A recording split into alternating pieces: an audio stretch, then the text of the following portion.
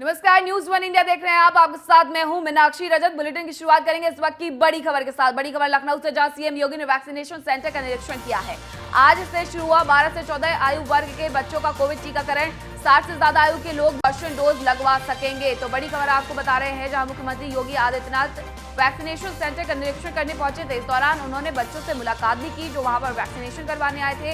उन्हें ट्रॉफियां भी बांटी, चॉकलेट्स भी बांटे, साथ ही उनके साथ फोटो भी खिंचवाई। तो लखनऊ में योगी आदित्यनाथ ने वैक्सीनेशन सेंटर का निरीक्षण किया है। आज से 12 से 14 आयु वर्ष के जो बच्चे हैं उनका कोविड टीकाकरण भी शुरू हो रहा है। साथ ही 60 से ज्यादा आयु के जो लोग हैं उन्हें प्रिकॉशन डोज भी लगाई जाएगी।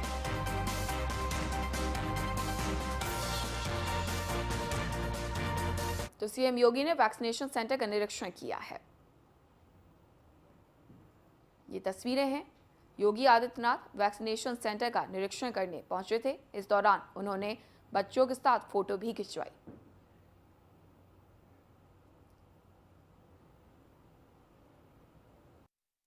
कोरोना के खिलाफ देश की लड़ाई को आदरणीय प्रधानमंत्री जी के नेतृत्व में हमारे देश ने पूरी मजबूती के साथ लड़ी है। दुनिया ने भारत के कोरोना प्रबंधन को न केवल मुक्त कंठ से प्रशंसा की है, बल्कि सर्वत्र भारत के कोरोना मॉडल को लोगों ने अपनाने में भी कोई कोताही नहीं बरती। देश के सबसे बड़े राज्य उत्तर प्रदेश में कोरोना पूरी तरह नियंत्रण में है। आदरणीय प्रधानमंत्री जी के मार्गदर्शन और नेतृत्व में कोरोना के खिलाफ 4T का जो फॉर्मूला हम लोगों ने लागू किया था,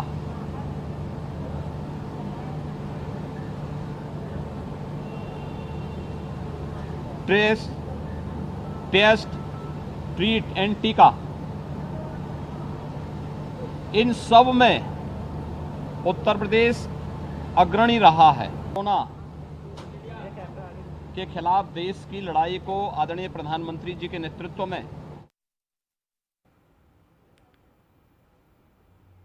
और योगी आदित्यनाथ के एक दिवसीय दिल्ली दौरा आज है। दिल्ली जाएंगे योगी आदित्यनाथ, बीजेपी की बैठक में शामिल होंगे। आज देर शाम दिल्ली से वापस भी आ जाएंगे योगी आदित्यनाथ। तो लगातार बैठकों का दौर यहां पर जारी है और आज फिर से दिल्ली आएंगे योगी आदित्यनाथ। एक दिवसीय दिल्ली दौरा रहेगा, हालांकि शाम को वो वापस लखनऊ लौट जाएंगे।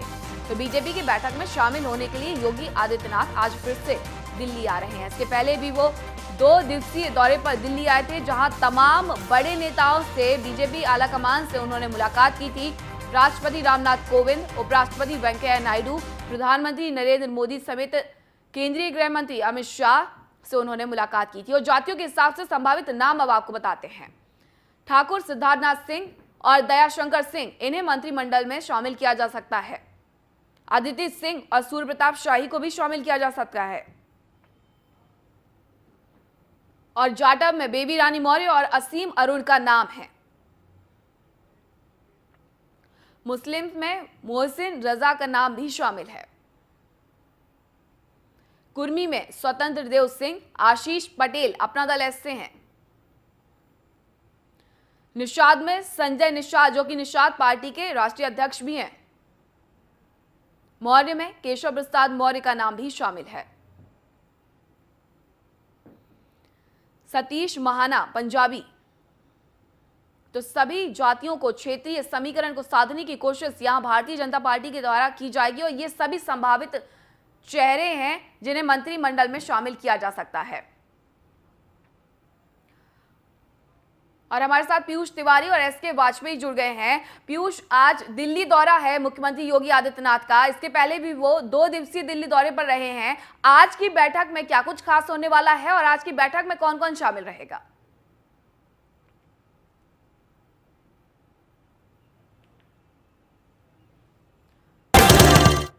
पीयूष,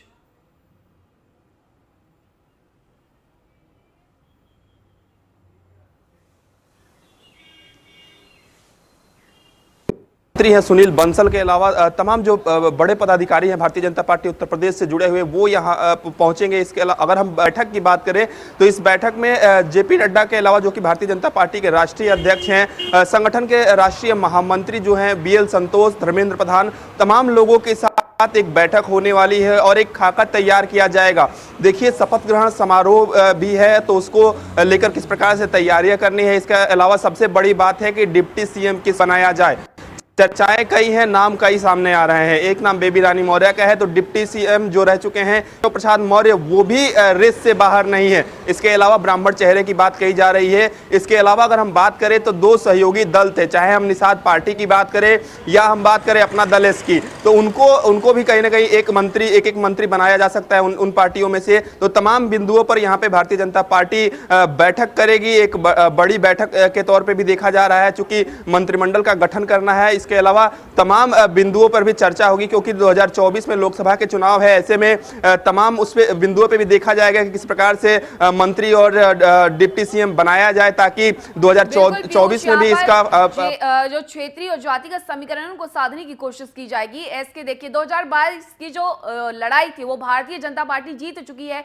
अब लड़ाई है 2024 की, क्योंकि सबसे ज्यादा जो सांसद है वो उत्तर प्रदेश से चुन करके आते हैं। तो ऐसे में भारतीय जनता पार्टी कोई भी चूक नहीं करना चाहती है। हर तरीके से क्षेत्रीय और जातिगत समीकरण बैठाने की कोशिश भी मंत्रिमंडल में देखने को मिलेगी।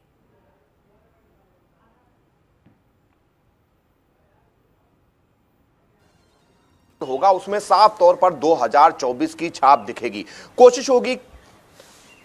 कोशिश होगी कि किस तरीके से 2024 को फतेह किया जाए। इन सारी चीजों को लेकर लगातार मंथन चल रहा है। यही एक बड़ी वजह है कि चाहे राजधानी लखनऊ हो या दिल्ली, लगातार नेताओं की बैठकों और मंथन का दौर जारी है, क्योंकि भारतीय जनता पार्टी में इन सारी चीजों का खासा ख्याल रखा जाता है। चाहे तो ये बड़ी खबर आपको बताते हैं, थोड़ी देर में लखनऊ से रवाना होंगे योगी आदित्यनाथ। करीब 12 बजे दिल्ली पहुंचेंगे योगी आदित्यनाथ। तो ये बड़ी खबर है, जहां थोड़ी देर में लखनऊ से रवाना होंगे योगी आदित्यनाथ और करीब 12 बजे दिल्ली पहुंचेंगे। दिल्ली एक दिवसीय दौरे पर आ रहे हैं, जहां नए चेहरों को लेकर के और मंत्रिमंडल के विस्तार को लेकर के चर्चा होगी और इसमें शामिल होने के लिए थोड़ी ही देर में लखनऊ से रवाना हो जाएंगे मुख्यमंत्री योगी आदित्यनाथ। मेरे दोनों सहयोगी लगातार मेरे साथ जुड़े हुए हैं। इसके थोड़ी देर में योगी आदित्यनाथ रवाना हो जाएंगे लखनऊ से। क्या कुछ अपडेट है? बिल्कुल, मुख्यमंत्री के कार्यक्रम में थोड़ा सा बदलाव हुआ है। उनको 10 बजे राजधानी लखनऊ से रवाना होना था, लेकिन अब जो कार्यक्रम है वो उनका 2 घंटा डिले होगा। 10 का मतलब यह है कि 11:30 या 12 बजे वो लखनऊ से रवाना होंगे।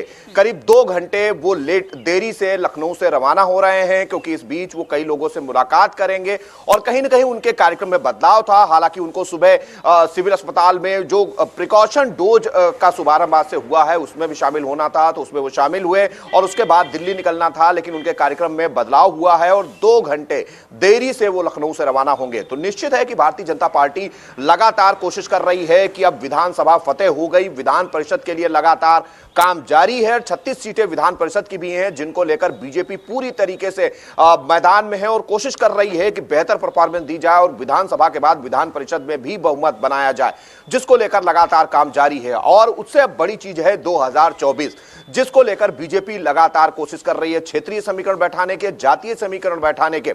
अगर हम बात करें 2017 की, तो 31 जिले ऐसे थे जिनको उत्तर प्रदेश सरकार के मंत्रिमंडल में जगह नहीं मिल पाई थी। अब चूंकि 2022 का इलेक्शन पूरा हो चुका है और 24 को लेकर बीजेपी ने कमर कसी है, तो निश्चित है कि उन जिलों को भी प्रतिनिधित्व देने की तैयारी होगी। साथ ही साथ जो जातीय समीकरण है उनको बैठाने की तैयारी होगी। खासतौर पर ओबीसी, गैर यादव ओबीसी पर ज्यादा भारतीय जनता पार्टी का फोकस है, क्योंकि बीजेपी को मालूम है कि यादव वोटर समाजवादी पार्टी के साथ बड़े पैमाने पर 2022 में भी जुड़ा रहा है।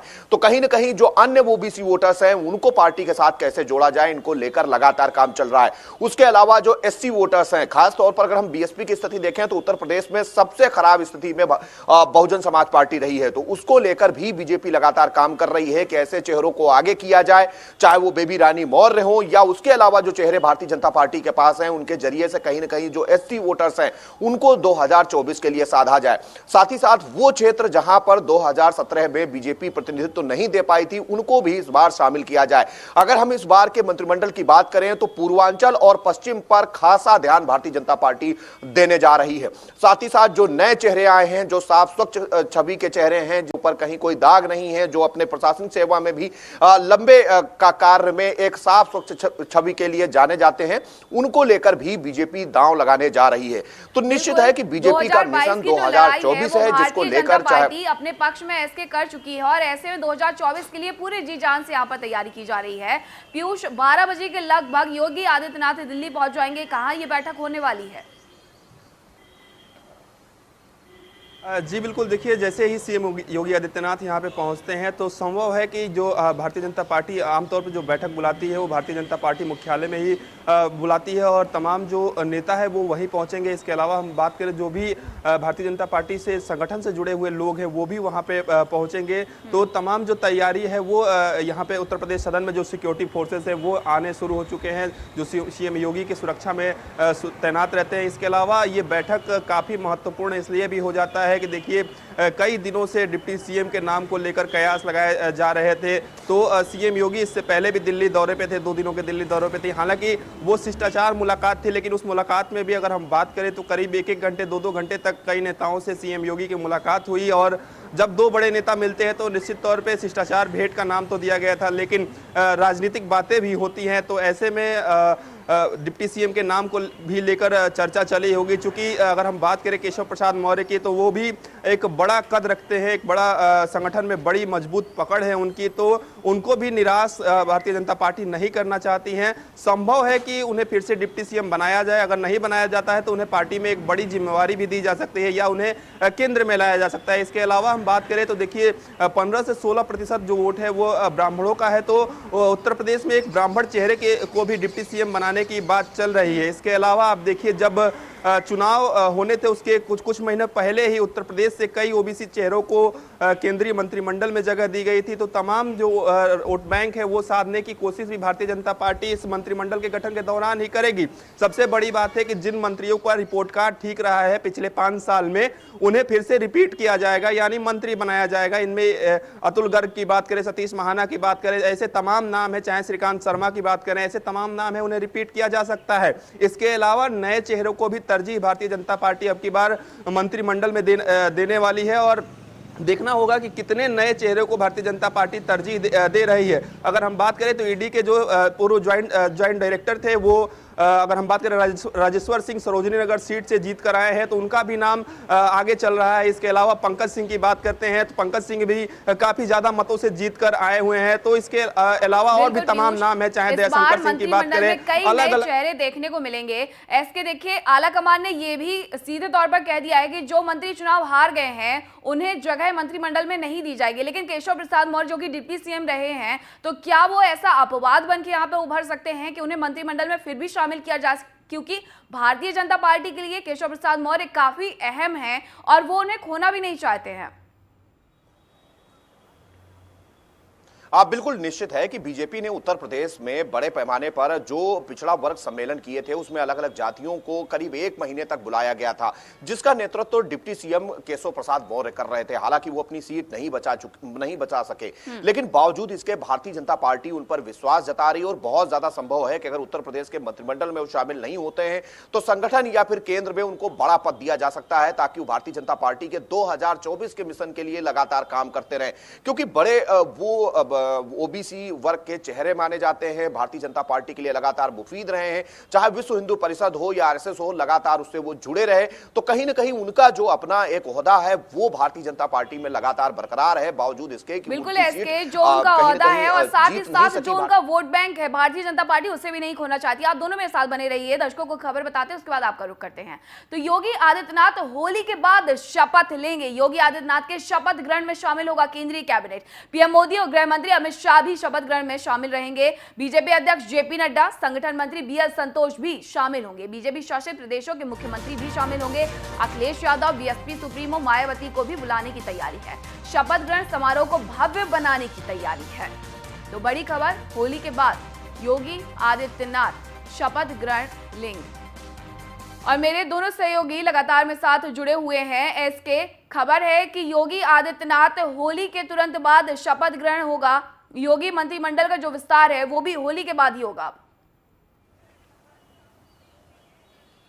आप बिल्कुल निश्चित तौर पर, जिसको लेकर न्यूज वन इंडिया लगातार बता रहा है कि होली के बाद शपथ ग्रहण को लेकर तैयारियां चल रही हैं, क्योंकि वजह साफ है कि बीजेपी इसको भव्य और दिव्य बनाना चाहती है, एक संदेश देना चाहती है कि देश का सबसे बड़ा सूबा भारतीय जनता पार्टी के पास है। और सबसे बड़ी बात यह है कि पिछले 35 साल का रिकॉर्ड तोड़ने के बाद भारतीय जनता पार्टी के साथ है, कि इसका संदेश पूरे देश में भेजने की तैयारी है, क्योंकि 2024 में भारतीय जनता पार्टी का टारगेट 2024 में केंद्र की गद्दी है। तो साफ तौर पर बीजेपी की कोशिश होगी कि इसको भव्य दिव्य बनाया जाए, पूरे देश भर से जो भारतीय जनता पार्टी शासित प्रदेश हैं उनके मुख्यमंत्रियों को बुलाया जाए, प्रधानमंत्री मोदी खुद शामिल होंगे, गृह मंत्री रहेंगे, रक्षा मंत्री रहेंगे, बीजेपी अध्यक्ष रहेंगे, संगठन के मंत्री बीएल संतोष रहेंगे, उसके अलावा विपक्ष के बड़े नेताओं को बुलाने की तैयारी है, जिसमें अगर हम उत्तर प्रदेश की बात करें तो अखिलेश यादव होंगे, साथ ही साथ में बीएसपी सुप्रीमो मायावती होंगी। उसके अलावा अगर हम कहें कि आम आदमी पार्टी की तरफ से भी कोशिश की जाएगी कि बड़े नेताओं को इस शपथ ग्रहण समारोह में बुलाया जाए और कहीं ना कहीं उनका आमंत्रण रहे। और दूसरे प्रदेशों के भी जो मुख्यमंत्री हैं या जो बड़ी पार्टियों के लोग हैं, चाहे वो टीएमसी हो या जेडीयू हो, उनको भी बुलाने की कोशिश होगी। हालांकि जेडीयू के साथ बिहार में भारतीय जनता पार्टी सरकार चला रही है, तो कहीं ना कहीं एक कोशिश होगी कि पूरे देश में एक संदेश दिया जाए कि देश का सबसे बड़ा सूबा भारतीय जनता पार्टी ने जीता है और दूसरी बार जीता है, 35 साल के रिकॉर्ड को तोड़ा है और 2024 को लेकर भी पूरी मजबूती के साथ वो खड़ी है। अब देखना यह है कि इन सारी चीजों को लेकर क्या होता है। खास तौर पर अगर हम लखनऊ की बात करें तो लगातार जो शपथ ग्रहण है उसको लेकर तैयारियां चल रही हैं, कोशिश की जा रही है। इसके शपथ ग्रहण को पूरी तरीके से भव्य बनाने की कोशिश भारतीय जनता पार्टी के द्वारा की जाएगी। पीयूष केंद्रीय कैबिनेट के मंत्री भी यहां पर शामिल होंगे, साथ ही बीजेपी शासित जो प्रदेश हैं वहां के मुख्यमंत्री भी शामिल होंगे शपथ ग्रहण में। जी बिल्कुल, देखिए जब 2 दिनों के दिल्ली दौरे पे योगी आदित्यनाथ आए थे तो उन्होंने कहीं ना कहीं जिन लोगों से उन्होंने मुलाकात की, चाहे बीएल संतोष की हम बात करें या जेपी नड्डा की बात करें, खुद प्रधानमंत्री से को उन्होंने न्योता भी दिया था कि वो शपथ ग्रहण समारोह में आए। सबसे बड़ी बात है कि इस बार के शपथ ग्रहण समारोह को पूरी तरीके से भारतीय जनता पार्टी चाहती है कि भव्य रूप दिया जाए, तमाम वहां पर तैयारियां की जाएगी और यहां पे एक खाका भी दिल्ली में बैठकर तैयार किया जाएगा कि किन किन केंद्रीय मंत्रियों को लखनऊ में भेजना है, शपथ ग्रहण समारोह में भेजना है। सबसे बड़ी बात है कि जो उत्तर प्रदेश से चुनकर मंत्री आए हैं, यहाँ पे सेंट्रल में जो मंत्री बनाए गए हैं, केंद्र में मंत्री बनाए गए हैं, वो मंत्री जाएंगे। इसके अलावा खबर यह भी है कि केंद्रीय मंत्री नितिन गडकरी के अलावा रक्षा मंत्री राजनाथ सिंह और खुद प्रधानमंत्री और जो गृह मंत्री अमित शाह है, जेपी नड्डा जो कि भारतीय जनता पार्टी के राष्ट्रीय अध्यक्ष है, तमाम बड़े जो नेता हैं वो योगी आदित्यनाथ के शपथ ग्रहण समारोह में हिस्सा ले सकते हैं। इसके अलावा जहां जहां भारतीय जनता पार्टी की सरकार है, जिन जिन राज्यों में सरकार है, वहां के मुख्यमंत्री आएंगे और इस शपथ ग्रहण समारोह को भव्य बनाया जाएगा। सबसे बड़ी बात है कि इस बार इस शपथ ग्रहण समारोह में और भी लोगों को बुलाने की कवायद जो है वो तरीके से लोकसभा की 80 सीटें आती है उत्तर प्रदेश से, ऐसे में न केवल मुख्यमंत्री योगी आदित्यनाथ के इस कार्यक्रम को भव्य बनाया जाएगा बल्कि भव्य संदेश भी दिया जाएगा 2024 के लिए। आप दोनों मेरे साथ बने रहिए। तो उत्तर प्रदेश को लेकर बीजेपी आलाकमान ने बड़ा फैसला किया है। हारे मंत्रियों को यूपी में दोबारा नहीं बनाया जाएगा मंत्री। नए मंत्रियों के नामों पर दिल्ली में मंथन होगा। मंत्रिमंडल में जातीय और क्षेत्रीय समीकरण साधने की तैयारी। तो बड़ी खबर उत्तर प्रदेश को लेकर बीजेपी आलाकमान ने बड़ा फैसला लिया है कि हारे मंत्रियों को यूपी में दोबारा मंत्री नहीं बनाया जाएगा। आज दिल्ली में बैठक होने वाली है और नए मंत्रियों के नामों पर दिल्ली में मंथन होगा।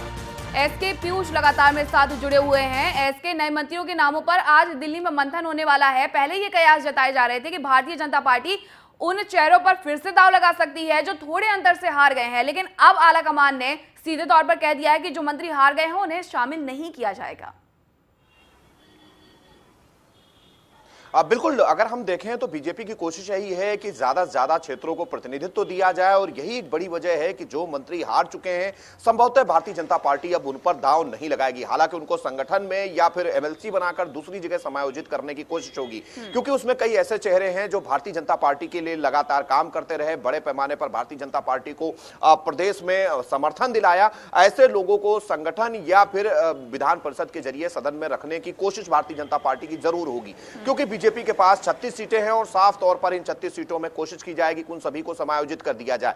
और जहां तक नए चेहरों का सवाल है तो कोशिश यही होगी कि साफ स्वच्छ छवि के चेहरे हों, जिन पर कोई आरोप ना हो, जो अपनी प्रशासनिक सेवा के लिए जाने जाते हों या लंबा कार्य अनुभव उनके पास रहा हो, लोगों का बड़ा जुड़ाव हो, एक संदेश वोटर्स को दिया जा सकता हो। इन बहुत सारी चीजों को लगातार ध्यान में रखा जाएगा और यही वजह है कि लखनऊ से दिल्ली तक मंथन चल रहा है, कई दौर की बैठक हो चुकी है और कोशिश की जा रही है कि ऐसे लोगों को पार्टी के साथ जोड़ा जाए और खास तौर पर उत्तर प्रदेश की जो बीजेपी यूनिट है उसके साथ एक समन्वय भी बिठाया जाए, क्योंकि जो केंद्रीय नेतृत्व है वो नहीं चाहता कि कोई चीज डायरेक्ट उत्तर प्रदेश पर थोपी जाए। यही एक बड़ी वजह है कि लगातार उत्तर प्रदेश के नेताओं को दिल्ली बुलाया जा रहा है, वहां पर बात की जा रही है, जो यहां से फीडबैक दिया गया है उस पर चर्चा हो रही है और कोशिश की जा रही है। इसके पीयूष, अगर रिप्लेसमेंट होता है, जो 11 मंत्री हार गए हैं, तो वो कौन से नए चेहरे हो सकते हैं जो इस बार उत्तर प्रदेश के मंत्रिमंडल में देखने को मिलेंगे?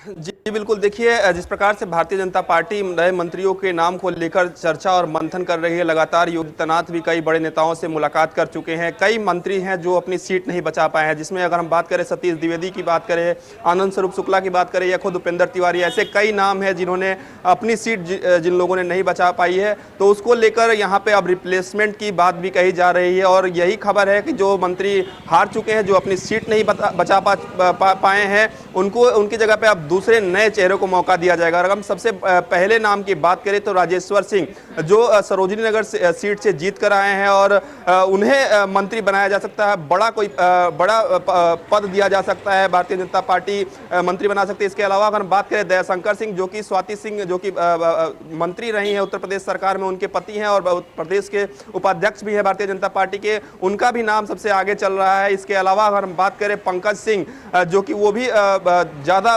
मतों से जीत कर आए हैं, उनका भी नाम चल रहा है। इसके अलावा और कई नाम है, क्योंकि संजय निषाद की पार्टी से एक मंत्री बनाए जा सकते हैं, अनुप्रिया पटेल। मंत्रिमंडल का विस्तार होगा तो नए चेहरे भी देखने को मिलेंगे। बहुत बहुत शुक्रिया एसके और पीयूष, आप दोनों का तमाम जानकारी के लिए।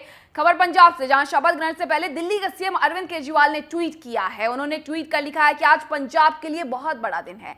नई उम्मीद की इस सुनहरी सुबह में आज पूरा पंजाब इकट्ठा होकर एक खुशहाल पंजाब बनाने की शपथ लेगा। उस ऐतिहासिक पल का साक्षी बनने के लिए मैं भी शहीद भगत सिंह के पैतृक गांव खटकड़ कला के लिए रवाना हो गया हूं।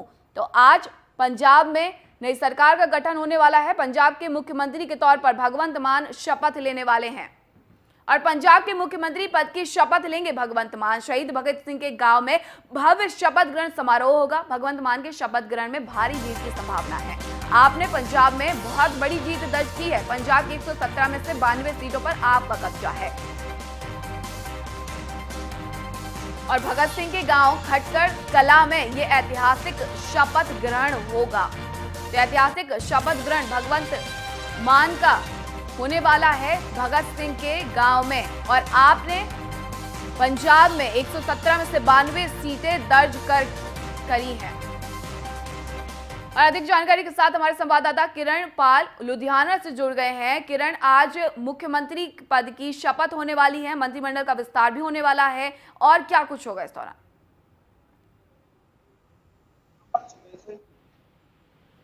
6 बजे से जो चार्ट ओपन है पंजाब तमाम जो लोग हैं दिल्ली के बाहर से लोगों को आना बताया जा रहा है। यहाँ पर लखनऊ सीटों को भी नुकसान भेजा गया है और उनके भी आने की आशंका है। जो पंजाब की जनता है वो अपने नए सीएम चेहरे को देखने के लिए